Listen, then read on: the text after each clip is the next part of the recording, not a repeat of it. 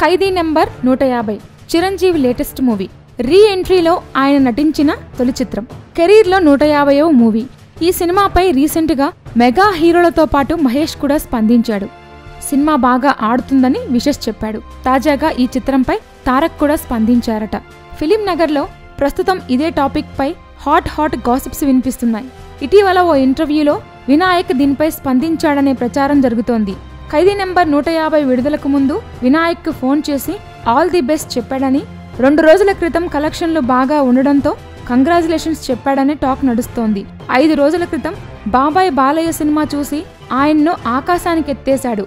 ఇదే బాటలో ఖైదీ నెంబర్ 150 చూడకపోయినా ఆ సినిమా డైరెక్టర్ వినాయక్తో మంచి రిలేషన్ ఉండడంతోనే కంగ్రాచులేషన్స్ చెప్పాడని రూమర్ చక్కర్లు కొడుతోంది.